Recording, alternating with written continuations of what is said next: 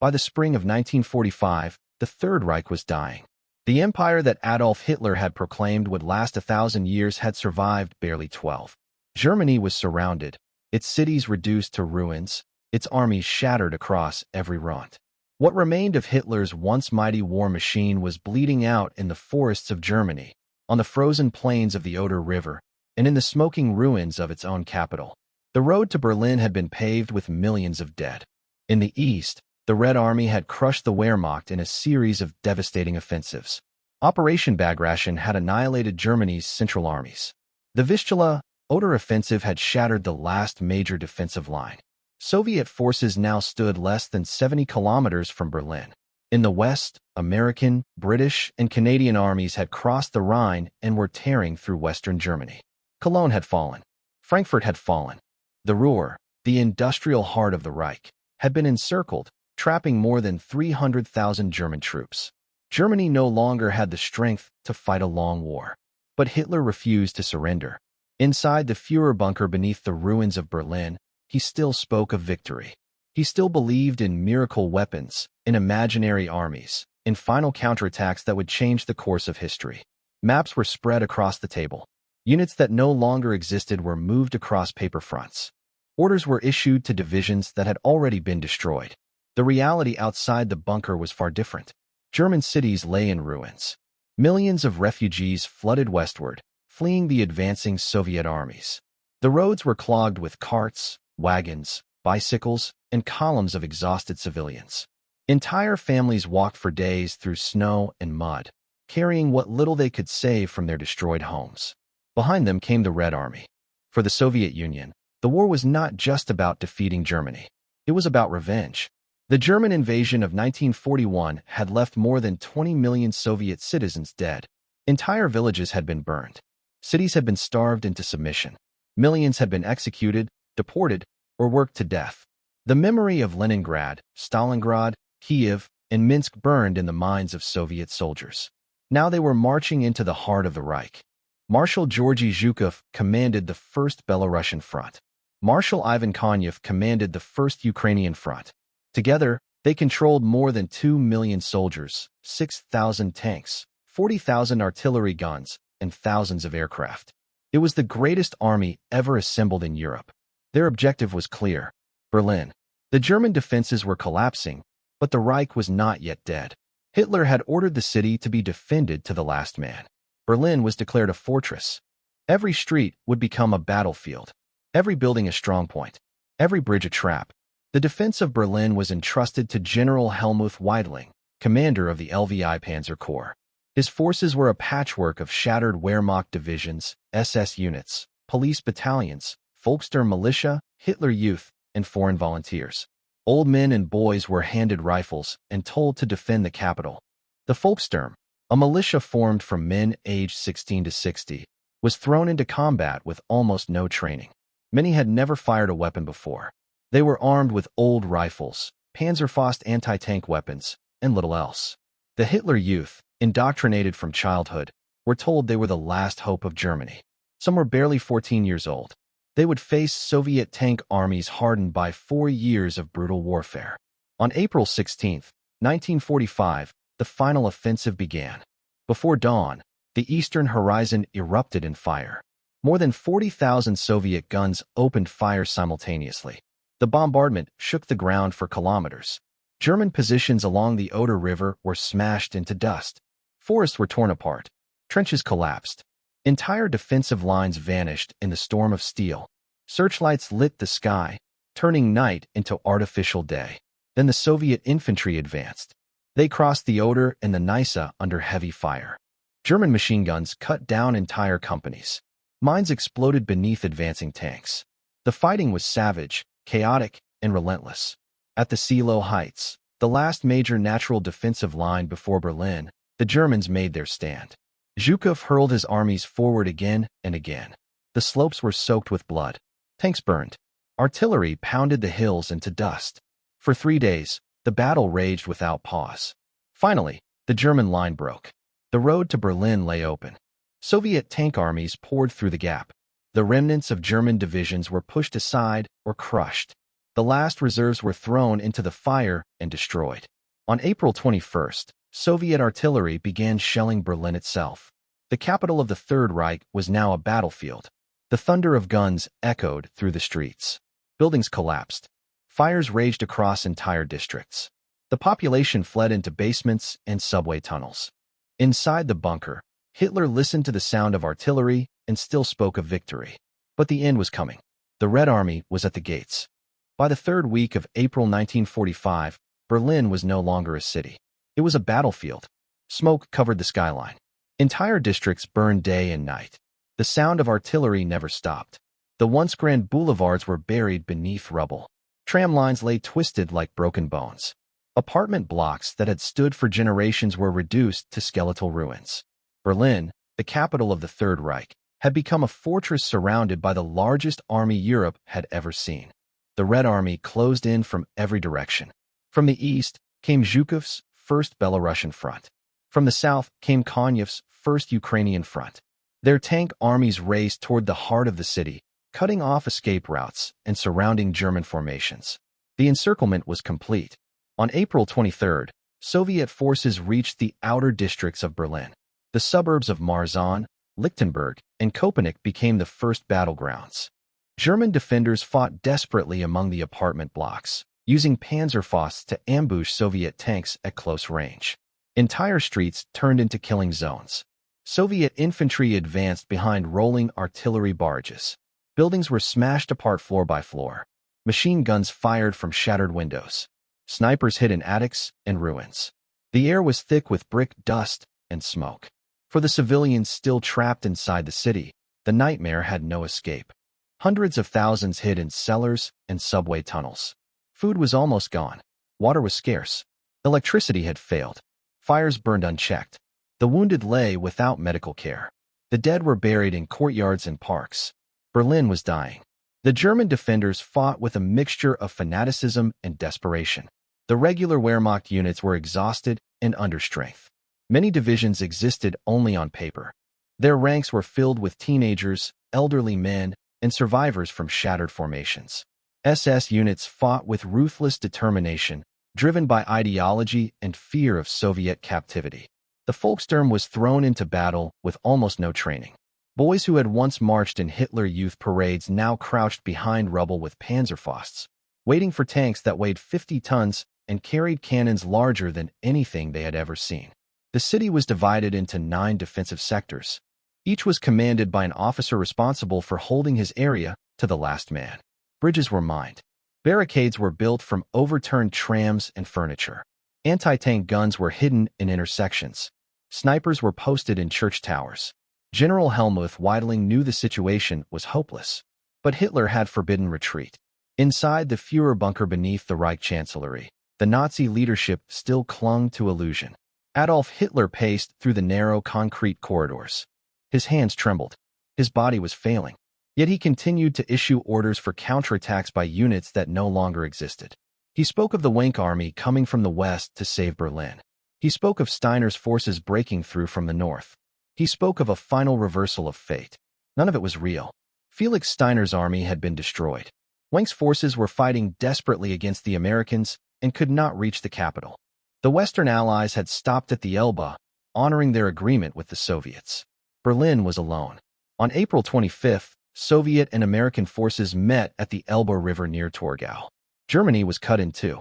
The fate of Berlin was sealed. That same day, Soviet troops completed the encirclement of the capital. No roads remained open. No escape was possible. The city was surrounded by a ring of steel. The final battle began. Soviet artillery moved into position around the city. Thousands of guns prepared for the assault. Rocket launchers lined the streets. Tank armies formed up for the push toward the center. Then the bombardment began. Entire neighborhoods were flattened in minutes. The ground shook continuously. Fire spread across districts. The sound of explosions echoed through the underground tunnels where civilians hid in terror. Soviet infantry advanced street by street. Urban warfare was unlike anything they had experienced before. Every building was a fortress. Every basement a bunker. Every intersection a death trap. German defenders used the city's ruins to their advantage. They waited in cellars and upper floors, firing down on advancing troops. They let tanks pass, then attacked them from behind with Panzerfausts at point-blank range. Entire Soviet platoons were wiped out in seconds. The Red Army adapted quickly. Assault groups were formed, combining infantry, engineers, flamethrower teams, and tanks. Buildings were isolated, surrounded, and systematically destroyed. Walls were blown open with explosives. Flamethrowers cleared cellars. Grenades were thrown through windows. If resistance continued, artillery was called in. No structure was spared. The battle moved block by block. Alexanderplatz fell. The Tiergarten became a killing field. The Spree River ran red with blood. Bridges were captured or destroyed. Each crossing became a deadly struggle. By April 28th, Soviet forces had reached the inner government district. The Reichstag was now within artillery range. The symbol of Nazi power stood behind layers of barricades, machine gun nests, and anti-tank guns. SS troops and naval infantry prepared to defend it to the last bullet. Inside the bunker, Hitler's world collapsed. On April 28th, he learned that Heinrich Himmler had attempted to negotiate surrender with the Western Allies. Enraged, Hitler declared Himmler a traitor and ordered his arrest. He no longer trusted anyone. That night, he married Eva Braun in a brief ceremony inside the bunker. The next day, April 29th, Soviet troops stormed the bridges across the Spree. The last defensive ring was breaking. The sound of gunfire echoed directly above the bunker. Hitler dictated his final will and testament. He blamed the Jews for the war. He blamed the generals for defeat. He declared that Germany must continue fighting even after his death. The city was collapsing around him. On April 30th, Soviet troops reached the Reichstag. The final assault began. The final days of the Third Reich unfolded amid fire, smoke, and ruin. By the end of April 1945, Berlin had become a city of shadows. The sun rarely pierced the clouds of dust and ash that hung permanently above the shattered skyline. Streets were buried beneath rubble. Entire neighborhoods had vanished. The once grand avenues of the capital were transformed into rivers of debris, burned vehicles, and shattered stone. The Red Army was closing in on the very heart of Nazi Germany. From the east, Marshal Zhukov's armies pushed relentlessly toward the government district. From the south, Marshal Konev's tank armies sliced through the last German defenses. The city was encircled. No roads remained open. No reinforcements could arrive. No civilians could escape. Berlin was surrounded. Inside the city, the German defenders prepared for a last stand. They no longer fought for victory. They fought for survival. They fought for time. The remaining units of the Wehrmacht were shadows of their former strength. Divisions that had once numbered tens of thousands now consisted of a few hundred exhausted soldiers. Ammunition was scarce. Food was almost gone. Medical supplies had run out weeks before. The SS fought with grim fanaticism. Many believed that surrender meant execution or imprisonment in Soviet camps. Others were driven by ideology to the very end. The Volkssturm militia, composed of elderly men and teenage boys, filled the gaps. They wore mismatched uniforms, armbands, and civilian clothing. Some carried rifles from the First World War. Others carried Panzerfausts and little else. In the ruins of Berlin, they waited for the inevitable. On April 26th, Soviet forces broke through the final outer defenses and entered the inner districts of the capital. The fighting reached the neighborhoods of Prenzlauer Berg, Friedrichshain, and Kreuzberg. Apartment buildings became fortresses. Basements became bunkers. Churches became sniper nests. The sounds of battle echoed through the underground tunnels of the U-Bahn, where thousands of civilians hid in terror.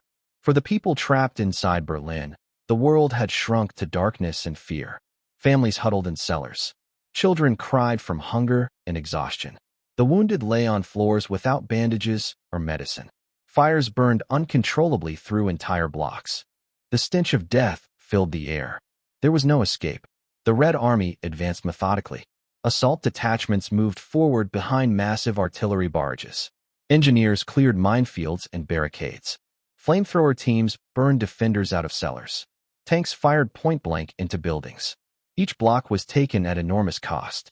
Soviet soldiers fought with the memory of their destroyed villages and murdered families driving them forward.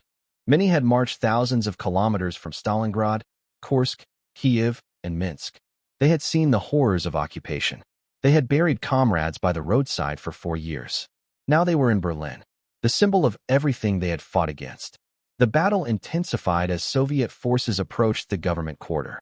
The Reichstag, the Reich Chancellery, the Brandenburg Gate, the Tiergarten. These were no longer monuments. They were battlefields. The Spree River became a deadly barrier. German defenders destroyed bridges and covered the crossings with machine guns and artillery. Soviet engineers built pontoon bridges under fire. Infantry crossed in boats and on floating debris. Many never reached the far bank. The Tiergarten, once a peaceful park, became a killing field. Trees were shredded by artillery fire. The ground was churned into mud by tank tracks. Bodies lay among broken branches and craters. Every meter was paid for in blood. Inside the Führer bunker, Adolf Hitler's world was collapsing. The bunker, buried beneath 8 meters of concrete, shook constantly from artillery impacts. Dust fell from the ceiling. Lights flickered. The air smelled of damp, sweat, and fear. Hitler rarely left his small room. He was physically broken. His hands shook uncontrollably. His back was bent. His face was pale and swollen. Yet his mind remained trapped in fantasy. He still spoke of armies that would save Berlin. He still believed in last-minute miracles. But the truth was unavoidable. The Red Army was less than a kilometer away. On April 29th, Soviet forces captured the Malka Bridge and broke into the government district. Fighting raged around the Ministry of the Interior and the Foreign Office. Artillery shells slammed into the Reich Chancellery complex. The bunker shook violently. That night, Hitler married Eva Braun in a small ceremony inside the bunker. The wedding was brief and surreal. Champagne was served. A few loyal officials attended. It was the final act of a doomed regime. After the ceremony, Hitler dictated his last will and political testament. He blamed the Jews for the war. He blamed the generals for defeat. He appointed Admiral Karl Donitz as his successor. He made no mention of surrender. Above them, Berlin burned. On April 30th, Soviet troops reached the Königsplatz. The Reichstag stood before them. The massive stone building, scarred by years of bombing, had been transformed into a fortress. Its windows were blocked by sandbags. Anti-tank guns covered the approaches. SS troops and naval infantry prepared to defend it to the last bullet. The final assault began in the afternoon. Soviet artillery pounded the building relentlessly. Shells smashed into its columns. Fires raged inside. Smoke poured from shattered windows. Infantry charged across the open square under machine gun fire. Men fell by the dozens. The first assault was repulsed. Then the second wave came. Soviet soldiers stormed the steps of the Reichstag, throwing grenades through windows and doors. Flamethrowers cleared machine gun nests. Engineers blew open entrances with explosives. The fighting moved inside, room by room, staircase by staircase, floor by floor. The building became a labyrinth of smoke, fire, and blood. German defenders fought from behind barricades made of furniture and rubble. Snipers fired from upper floors. Grenades exploded in corridors. Soviet troops fought with bayonets, submachine guns, and hand grenades. The echoes of gunfire filled the vast halls. At last, near midnight, a group of Soviet soldiers reached the roof. Under heavy fire, they raised the red banner over the shattered dome. The flag of the Soviet Union flew above the Reichstag. The symbol of Nazi power had fallen. Inside the bunker, Hitler made his final decision. On the afternoon of April 30th, he said goodbye to his staff. He shook hands with his secretaries. He thanked his guards. Then he and Eva Braun retreated into his private room. A gunshot was heard. When the door was opened, Hitler lay dead on the sofa. Eva Braun lay beside him, poisoned. Their bodies were carried into the garden of the Reich Chancellery, soaked in gasoline, and burned under artillery fire. The Third Reich was leaderless, but the battle was not yet over. General Weidling attempted to organize a breakout. Thousands of German soldiers and civilians tried to escape westward, hoping to surrender to the Americans. Most were cut down by Soviet fire. By May 1st, Soviet forces controlled most of central Berlin. The Reich Chancellery was in ruins. The Brandenburg Gate was shattered. The Tiergarten was a wasteland. The last pockets of resistance held out in the basements and bunkers. On May 2nd, General Weidling surrendered the city. The Battle of Berlin was over. The Third Reich had fallen. The final days of the Third Reich unfolded amid fire, smoke, and ruin. By the end of April 1945, Berlin had become a city of shadows. The sun rarely pierced the clouds of dust, an ash that hung permanently above the shattered skyline. Streets were buried beneath rubble. Entire neighborhoods had vanished. The once grand avenues of the capital were transformed into rivers of debris, burned vehicles, and shattered stone. The Red Army was closing in on the very heart of Nazi Germany. From the east, Marshal Zhukov's armies pushed relentlessly.